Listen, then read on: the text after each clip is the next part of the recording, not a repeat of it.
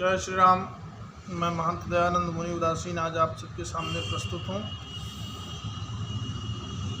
भारतवर्ष में आर्टिकल 26 के अनुसार सभी धर्म स्थान, गुरुद्वारा, चर्च, मस्जिद, मदरसा इत्यादि सभी धर्म स्थान जहाँ पर पूजा प्रतिष्ठा साधना करने का प्राविधान नियम प्रकृति पहले से बनी रही है, संतों के द्वारा, महंतों के द्वारा, फ़कीरों के द्वारा, अपने अपने धर्म गुरुओं के द्वारा।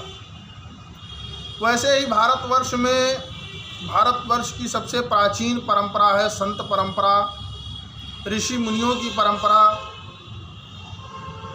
उनके जीवन जीने की शैली को, उनकी संपदा को मंदिर की संपत्ति घोषित करके वहाँ एक ट्रस्ट कमेटी बना करके, कमेटी में ऐसे लोगों को रखना जो कि शराबी हों, जुआड़ी हों, दरुआ हों और मांस मदिरा खाने वाले लोगों को मंदिरों के गर्भगृह में प्रवेश कराना, ये धार्मिक न्यास बोर्ड की रीति बन गई है। धार्मिक न्यास बोर्ड अधिनियम 1950 की धारा 33 में कहा गया है कि जो जिस न्यास का संस्थापक है, उस न्यास का अंतिम न्यासी जिस वर्ग का हो, उसी वर्ग के व्यक्ति को न्यासधारी बनाया जा सकता है। और यहाँ किसी को भी कहीं से भी उठा के ला के हमारे ऊपर थोप दिया जा रहा है। इसका नतीजा ये हो रहा है कि धर्म के अज्ञानी लोग, जिनको धर्म का ज्ञान नहीं है, शास्त्र का ज्ञान नहीं है, दिन भर जुआ, शराब, मदिरा और दलाली करने वाले लोग न्यास समिति के पदाधिकारी होते हैं, अध्यक्ष, सचिव, कोषाध्यक्ष इत्यादि। ऐसे बिहार के विभिन्न मठ मंदिरों में इस प्रकार का कार्य चल रहा है। उसका एक छोटा सा जीता जागता उदाहरण उदासीन संगत फुलवारी शरीफ है। उसका मैं उदाहरण देता हूँ। जिस न्यास समिति को बिहार राज्य धार्मिक न्यास परिषद ने यह कहते हुए खारिज किया कि 40 वर्षों से लेखा जोखा नहीं दिया और मंदिर की चल अचल संपत्ति लूट लिया, उन्हीं लोगों को फिर से पुनः न्यास समिति में पदाधिकारी बनाना क्या उचित है या अनुचित है?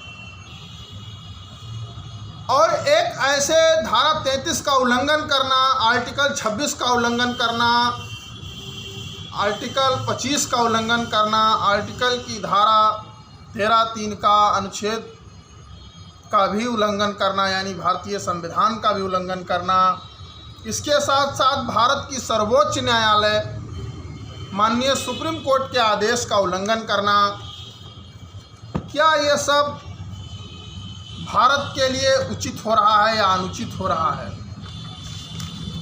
मैं आपको ये माननीय सर्वोच्च न्यायालय का आदेश दिखाता हूँ, जिसमें स्पष्ट लिखा हुआ है कि उदासीन संप्रदाय के जहाँ गुरु शिष्यों की परंपरा के मठ मंदिर हैं, ये करीब 5-6 पेज का है, लंबा हो जाएगा वीडियो, तो उन स्थानों में न्यास समिति किसी भी हालत में नहीं बनाई जा सकती है।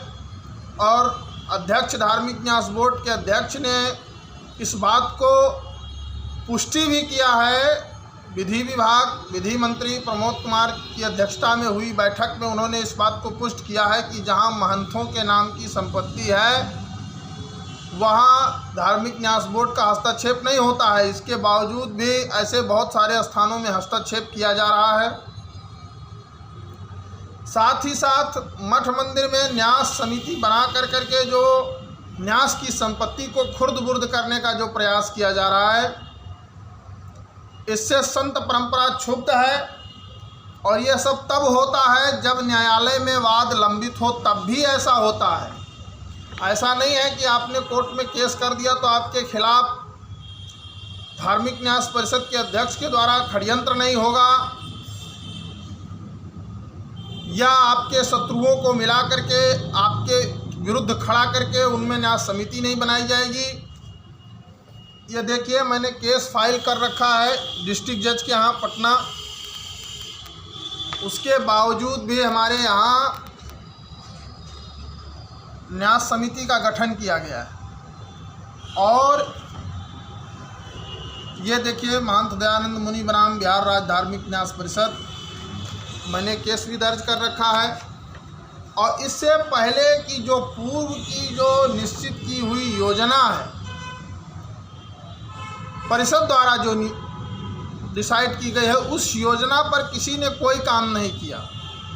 वैसे लोगों को पदाधिकारी बना देना, जिन्होंने योजना का पूरा रद्दबद्ध कर दिया और पूरी तरह से संस्थान इस प्रकार से आश्रम हो गया, संगत हो गया कि जहां एक साधु को रहने के लिए, एक अतिथि को बैठने के लिए, भगवान की पूजा के लिए कोई व्यवस्था नहीं, न परंपराओं का ज्ञान है, न रीति रिवाज का ज्ञान है, न संप्रदाय के संविधान का ज्ञान है। ऐसे लोगों को बना देना और संगत की संपत्ति को हड़प लेना, यह क्या जायज़ है या उचित है? इसे हिंदू समाज को विचार करना चाहिए। और ये देखिए, 1938 में ही हमारा ट्रस्ट बन चुका है, यानी जो ट्रस्ट एक्ट है उसके अनुसार हम लोगों ने भारतीय संविधान के अंतर्गत हमारे ट्रस्ट बन चुके हैं। और उसके बावजूद भी जो उदासीन संप्रदाय के संत होते हैं, महंत होते हैं, महामंडलेश्वर होते हैं, वो इस संस्थान में अध्यक्ष, सचिव, पदाधिकारी होते हैं। और ये इस प्रकार की जो है फॉल्स लेटर यानी डुप्लीकेट लेटर, फोटो कॉपी पर कार्यवाही करना, ओरिजिनल आवेदन को दबा देना, क्या यह बिहार की जनता या बिहार का समाज न्याय संगत समझेगा? क्या ये न्याय संगत है?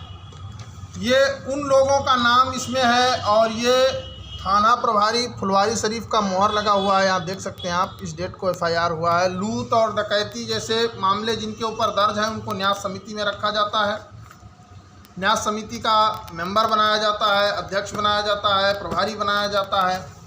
ऐसे अनेक मामले पूरे भारतवर्ष में हैं, खास करके बिहार में अभी अधिक हो रहे हैं, टारगेट हो रहे हैं, जिससे सनातन धर्म समाप्त हो। और इसके पीछे कोई अन्यत्र लोग नहीं, हिंदू समाज के ही कुछ लोग जो लालची लोभी प्रवृत्ति के हैं वो लगे हुए हैं, कर रहे हैं। और जैसा कि आप देख सकते हैं कि मैंने अध्यक्ष बिहार राज्य धार्मिक न्यास परिषद के ऊपर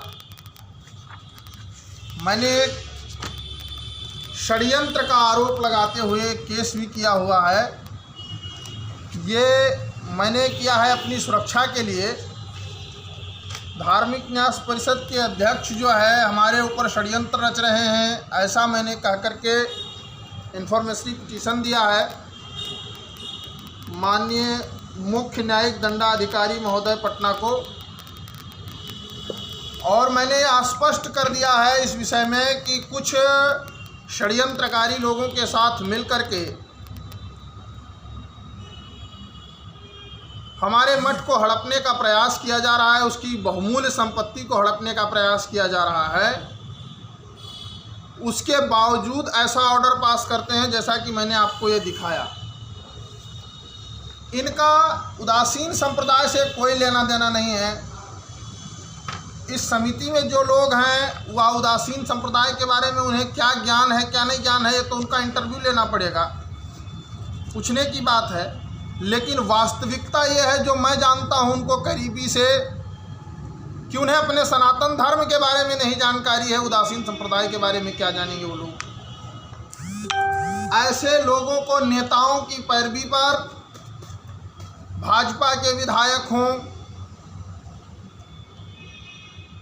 RJD के विधायक हों, JDU के मंत्री हों, ऐसे लोग अब मठ मंदिरों पर कब्जा करना प्रारंभ कर दिए हैं। यहाँ आप देख सकते हैं, ये उन लोगों के नाम हैं और मैं नाम भी कुछ समय में स्पष्ट कर दूंगा। ऐसे लोग अब हमारे यहाँ उदासीन संगत फुलवारी शरीफ की न्यास समिति में अध्यक्ष के रूप में संजीव चौरसिया जी, जो भाजपा के विधायक और संघ के बहुत पुराने स्वयंसेवक रहे, उनको रखा गया है, जो कि उदासीन परंपरा शून्य मात्र भी नहीं जानते हैं। इस न्यास समिति में जो भी व्यक्ति रखे गए हैं वह उदासीन आचार्य कितने हुए उनको यह भी नहीं पता है। ऐसे लोगों को न्यास समिति में रखना धर्म के प्रचार प्रसार एवं न्यास का संचालन दे देना, ये संत परंपरा का विनाश नहीं तो और क्या है। और वह भी सुप्रीम कोर्ट के आदेश के बावजूद नहीं मानना। ये तो बात सत्य है कि मामला जब न्यायालय में चल रहा है तो समय पर झटका तो ज़रूर लगेगा, लेकिन झटके में समय है, तो समय का फ़ायदा लेते हुए जो गलत कार्य करवाना है या हिंदू समाज में द्वंद्व पैदा करना है, उनका हिंदू समाज को षड्यंत्र ग्रसित करना है, आपस में एक संगठित नहीं होने देना है, एकत्र नहीं होने देना है, उस भेदभाव को पैदा करने के लिए और अपने निजी स्वार्थ को सिद्ध करने के लिए लोग ऐसा जो कर रहे हैं, वह सनातन धर्म के लिए बहुत विनाशकारी है। और अपने आप को बड़े बड़े संगठनों के कार्यकर्ता बताते हुए कार्यालय में इस प्रकार से धोखाधड़ी से काम करवाना और बिना आम सभा किए हुए न्यास समिति गठित करने के लिए धार्मिक न्यास बोर्ड में दे देना और धार्मिक न्यास बोर्ड के अध्यक्ष अखिलेश कुमार जैन बिना जांच पड़ताल किए हुए न्यास समिति का गठन कर देना, यह एक बहुत महत्वपूर्ण कारण है जो बिहार के मठ मंदिरों को समाप्त करने के लिए पर्याप्त है। हम लोग चाहते हैं कि बिहार राज्य धार्मिक न्यास परिषद की समीक्षा कराई जाए। जिस कार्यों के लिए उसकी स्थापना हुई थी, उस कार्यों का उद्देश्य पूरा हुआ अभी तक या नहीं हुआ या करने में असमर्थ है। जिन धाराओं को साधु संत परंपरा को संरक्षण के लिए बनाया गया था, क्या वह धाराओं का प्रयोग किया जा रहा है या नहीं किया जा रहा है। कितने मठ मंदिरों में ताला बंद है, धूप दीप बंद है, नित्य आरती बंद है, और संतों को क्या संरक्षण देने में सक्षम है या असक्षम है। ऐसे परिषद को तत्काल प्रभाव से माननीय न्यायालय, माननीय मुख्यमंत्री नीतीश कुमार जी और कार्यपालिका के सभी पदाधिकारियों से मेरा आग्रह है कि इस पर संज्ञान लें और तत्काल प्रभाव से कार्यवाही करें। मुझे किसी धर्म से कोई ईर्ष्या नहीं है, लेकिन इस भारतवर्ष में समूल अधिकार हम लोगों का क्यों हनन किया जा रहा है। यह संरक्षण क्या भारतवर्ष का नागरिक साधु समाज नहीं है? क्या हम वोट सरकार को नहीं देते हैं? क्या हमारा इस देश में रहने का कोई अधिकार, कोई राइट नहीं है? इस बात को कंफर्म करे सरकार। अगर नहीं करती है तो इसके लिए हम लोग आंदोलन करेंगे और इसके लिए बाध्य होंगे। जय श्री राम। जो 4% टैक्स लिया जाता है, अधिकांश भारतवर्ष के बड़े बड़े मठ मंदिर सरकार के यहाँ कंट्रोल में हैं, लेकिन एक भी मदरसा सरकार के कंट्रोल में नहीं है, एक भी मस्जिद सरकार के कंट्रोल में नहीं है, एक भी चर्च सरकार के कंट्रोल में नहीं है, एक भी गुरुद्वारा सरकार के कंट्रोल में नहीं है। तो मठ मंदिर ही सरकार के कंट्रोल में क्यों रहेंगे? हमें अपने भारतीय संविधान की स्वतंत्रता हमें क्यों नहीं दी जाएगी? यह मेरा प्रश्न है। इस पर अश्वनी उपाध्याय जी ने PIL भी सुप्रीम कोर्ट में किया है, राज्य सरकार का जवाब भी अभी तक नहीं गया है। आपको अगर नहीं कंट्रोल में रखना है तो आप सीधा लिख के भेज दीजिए कि मुझे नहीं रखना है इनको अपने कंट्रोल में। यहाँ बिहार में जो लूट मची हुई है मठ मंदिर के संपत्ति की, इसको मुक्त कीजिए। लेकिन मुक्त करेंगे कैसे? क्योंकि बिहार के जो नेता हैं वो नेता ही लगे हुए हैं मठ मंदिर को लूटने में। कैसे मुक्त होने देंगे वो? इसलिए नेताओं से हमें मुक्त किया जाए और इन बंधनों से हमें मुक्त किया जाए जो सरकार लूट घसोट कर रही है, इसे समाप्त किया जाए। यही मेरी आग्रह है। जय श्री राम। अगर सभी सनातन बंधु अपने धर्म को सुरक्षित रखना चाहते हैं, सनातन के लिए कुछ करना चाहते हैं, तो इस वीडियो को शेयर करें, लाइक करें। साथ ही साथ हमारा जो आंदोलन होगा उसका भी वीडियो हम लोग जारी करेंगे। उसमें आप लोग अधिक से अधिक संख्या में शामिल हों और सरकार का इस मामले में हम लोग विरोध करें। जो माननीय सर्वोच्च न्यायालय के कईयक आदेश हैं, जो संतों के संत परंपरा के संरक्षण के विषय में हैं, उनका अनुपालन हो। अगर नहीं होता है तो भारत में संत परंपरा एक फ़ोटो में लगी हुई तस्वीर की तरह हो जाएगी कि भारत में ऐसे मठ मंदिर होते थे और ऐसे संत होते थे, और मठ मंदिर की सारी संपत्ति व्यवसाय के लिए प्रयोग की जाएगी, जो कि एक आध्यात्मिक कार्य के उपयोग के लिए किसी समय संतों ने अर्जित किया है, उसको व्यवसाय के लिए लोग उपयोग करेंगे। वहाँ आध्यात्मिक काम होना चाहिए, वैदिक काम होना चाहिए, गुरुकुल चलना चाहिए, गौशाला चलनी चाहिए, लेकिन उन कार्यों को बंद करके व्यवसाय का कार्य प्रारंभ किया जा रहा है। इस पर रोक लगना चाहिए। जय श्री राम।